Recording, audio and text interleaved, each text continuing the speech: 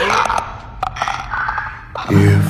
I ever were to lose you, I'd surely lose myself. I'm not family. No. Your cargo. And I believe, 'cause I can see our future days. Days of you and me. Cyril Monge, voix française de Joel dans les jeux vidéo de Last of Us, qui prête sa voix à Troy Baker, voix originale de Joel dans le jeu vidéo de Last of Us pour l'épisode 8. Non, c'est beau. Non, voilà, c'est beau. Merci pour l'hommage, c'est beau. Mais maintenant, une seule chose est attendue par les fans. Adeline, s'il te plaît. J'espère vraiment qu'Adeline Chetaille sera là pour Ashley Johnson la semaine prochaine. On va attendre ça avec impatience. Merci pour l'hommage. C'était vraiment trop cool. Ils n'ont pas perdu foi en toi, David. Ils ont peur. Je ne parle pas d'eux. J'ai toujours la foi. Bonjour à toutes et à tous, c'est Valou et bienvenue pour cette toute nouvelle vidéo, cette toute nouvelle review de Last of Us épisode 8, avant-dernier épisode déjà de cette première saison, et peut-être un épisode qui était énormément attendu par les fans, notamment ceux du jeu vidéo, puisque effectivement c'était une des séquences marquantes du JV. L'arrivée tant attendue de David, toute cette séquence autour du cannibalisme, autour de ce clan des cannibales qui vont séquestrer Ellie, puis ensuite effectivement la tuerie d'Ellie, voilà, dans cette scène dantesque qui avait fait justement le charme et toute la violence du jeu vidéo. C'était peut-être l'un des segments les plus difficiles à manœuvrer, ça c'est une évidence. C'était peut-être l'un des segments sur lesquels on pouvait se poser le plus de questions, notamment par le principe que plus la série avance, plus effectivement les épisodes sont de plus en plus courts. La semaine prochaine, il durera à peine 42 ou 43 minutes. Cette fois, on avait 51 minutes au compteur. On retire le générique d'intro et le générique final, la conclusion. On est aux alentours de 45-46 minutes d'épisode. Oui, traiter l'intégralité du segment autour de David en si peu de temps, ça pouvait être un peu casse-gueule. Et encore une fois, de mon côté, en tant que vendu HBO, je suis bien obligé de le reconnaître, j'ai trouvé que l'épisode était particulièrement réussi, qui tenait par la performance des comédiens, alors évidemment Bella Ramsey, Troy Baker, et le formidable Scott Shepherd, qui incarne David dans l'épisode, on y reviendra, qui est absolument brillant dans le rôle. Ça tenait vraiment autour de la performance des comédiens, autour d'une montée crescendo, de cette tension, de cette intensité, qui fait justement la richesse de la série de Last of Us, puisque je le dis et je le répète, effectivement, c'est une série beaucoup plus contemplative, c'est une autre vision, on mise beaucoup moins sur l'action, on mise beaucoup plus sur l'homme, et si on mise moins sur l'action, je suis obligé aussi d'établir un fait qui est très simple. Effectivement, cet épisode est très fidèle, et là on est de plus en plus, avec l'épisode 7 autour de Left Behind, et puis là avec celui-là, on prend quelques libertés à certains moments, on va travailler un petit peu plus le groupe de David sur une ou deux séquences qui sont pour le coup des séquences assez réussies, mais globalement, hormis quelques nouveautés, et hormis pas quelques ellipses, mais effectivement quelques séquences d'action, de gunfight, de shooting, etc.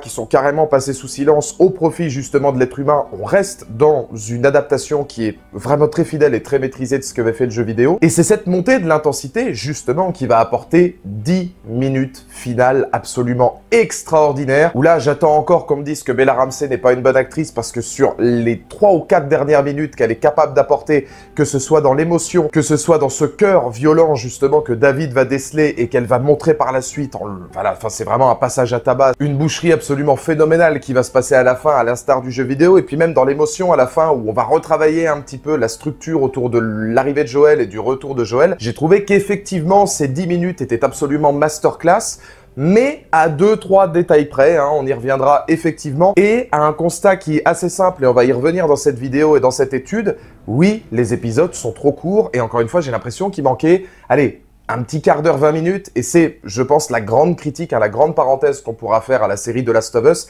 Effectivement, je pense qu'il mérite, sur chaque épisode, au moins un bon quart d'heure, 20 minutes supplémentaires, afin de peut-être plus travailler certains personnages, afin de les développer plus en profondeur, ou au moins, même si le développement, je trouve, est très bon de part et d'autre ici, surtout vis-à-vis de la montée de la tension, essayer peut-être de rusher un petit peu moins certaines séquences qui le sont pas forcément de manière négative au sein de cet épisode, puisque globalement on va retrouver un petit peu, encore une fois, toute l'intensité et puis toute la violence qu'il y avait dans le jeu vidéo, mais qui aurait pu être un petit peu plus longue justement pour l'accentuer d'autant plus, et c'est là où on y reviendra effectivement, un quart d'heure, 20 minutes par épisode, je pense que ça aurait pas été de trop. Le premier point sur lequel je vais revenir, évidemment, c'est sur le talent d'acteur de Scott Shepherd, Bella Ramsey, Troy Baker, puisque ça va beaucoup se situer quand même autour de ces trois personnages. Je trouve que la mise en place de l'intensité et la mise en place de la tension se fait énormément via justement le jeu de Scott Shepherd. Alors ça, vous me direz dans les commentaires, pour ceux qui n'ont pas joué aux jeux vidéo, si vous sentiez déjà le côté un petit peu louche du personnage qui allait être emmené au fur et à mesure, c'est quelque chose que nous, dans les jeux vidéo, on était amené à voir très rapidement, puisqu'il a cette figure d'antagoniste, etc. Mais nous, dans les jeux vidéo, on n'avait pas toutes les séquences, prêcheur, conquête de la foi, du rapport au père, etc., de Dieu, et puis cette espèce de folie aussi vis-à-vis du cordyceps. Toutes ces choses-là n'étaient que très peu, voire même pas du tout étudié, je crois, hein, dans les jeux vidéo, alors que là, on a beaucoup plus une entité autour de la secte, et c'est le premier point sur lequel j'ai envie de revenir, puisque au-delà des prestations des acteurs qui sont extrêmement fidèles, on a encore une fois cette volonté, puisque l'épisode a été écrit par Neil Druckmann, d'aller encore un petit peu plus loin. C'est aussi là pour ça que je dis que ça aurait peut-être mérité un petit peu plus de temps, parce que moi, le rythme contemplatif m'a jamais dérangé, donc j'aurais pas trouvé l'épisode foncièrement lent ou foncièrement long, j'aurais trouvé juste peut-être encore un petit peu plus intéressant dans le développement. Mais toutes les séquences qu'on va avoir vis-à-vis de David, où on le sent prêcheur, où on voit que les gens l'écoutent comme un guide, comme un père spirituel, enfin lui qui se fait limite la voix de Dieu finalement, la voix du père. Le rapport au père aussi est hyper intéressant, déjà parce que Ellie n'en a plus, il y a Joël, père de substitution, mais lui qui lui dit à la fin notamment je pense que tu as besoin d'un père, etc.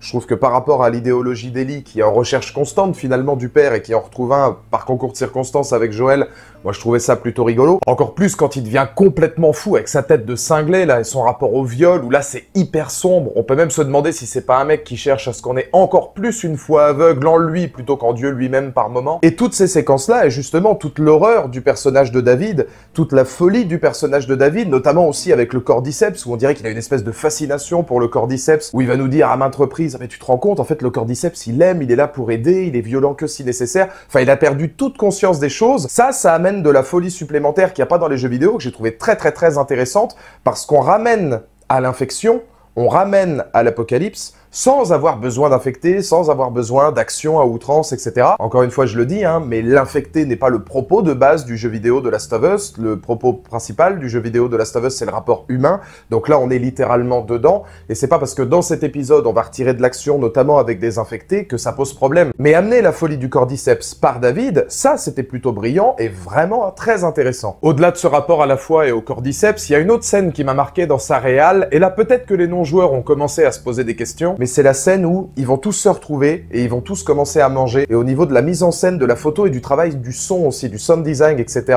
on va énormément insister sur le bruit des cuillères, le bruit des couteaux, le bruit de la mastication des aliments, les gens qui regardent les aliments avant de les manger en gros plan, etc. Et là, on s'en doute en fait qu'ils sont déjà en train de manger de l'être humain, que certains le savent, que d'autres non.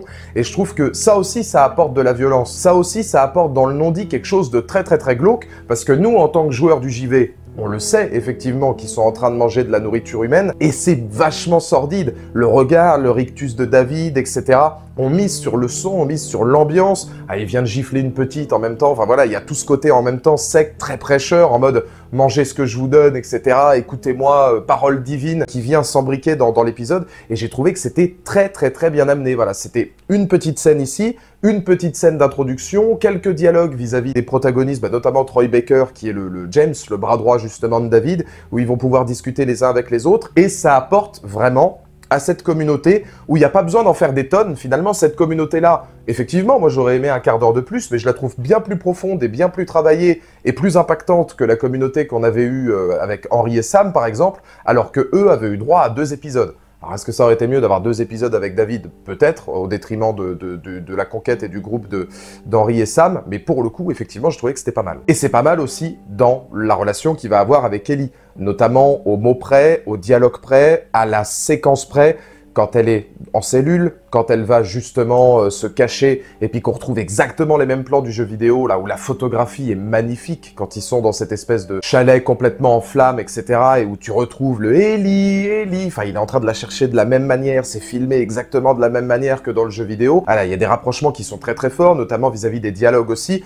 et l'alchimie entre Scott Shepherd et Bella Ramsey, elle est innée, elle est parfaite, parce que Scott Shepherd, il a justement ce grain de folie qui ne se voit pas. Et c'est là où justement la folie est la plus intéressante. C'est-à-dire qu'il est très plat, très manichéen, très tendre, et c'est justement là qu'on ressent le danger. Et par la suite, il va laisser libre cours à la violence, à la colère, une violence qu'il reconnaît en Ellie. Il y a des phrases qui sont extrêmement intéressantes aussi là-dedans. Il va se reconnaître en elle, il va se voir en elle, cette violence un petit peu enfuie, ce cœur violent, je crois qu'il l'appelle comme ça. Et on peut supposer peut-être qu'ensuite, elle va soit viser son visage, soit viser son cœur, c'est-à-dire tuer le cœur de David, peut-être pour tuer son propre cœur à Ellie, qui serait le cœur de la violence, peut-être tuer sa violence, ou accepter sa violence. Enfin, il y a énormément de connotations qui sont possibles. Ou alors, elle lui marave juste la tronche, et puis c'est la tête de David qui prend, ça on sait pas trop puisque c'est un hors-champ. Mais la puissance du hors-champ, là, est efficace pour la violence. Par exemple, dans cette dernière scène, il n'y a pas besoin de le montrer, il n'y a pas besoin même d'avoir des giclées de sang extraordinaires sur son visage, parce qu'on voit que finalement, elle n'a pas beaucoup de sang, ça c'est peut-être pour amener le côté aussi un peu plus réaliste que la série de Last of Us essaie d'avoir, mais j'ai trouvé que c'était très très fort. Et l'arrivée ensuite de Joel,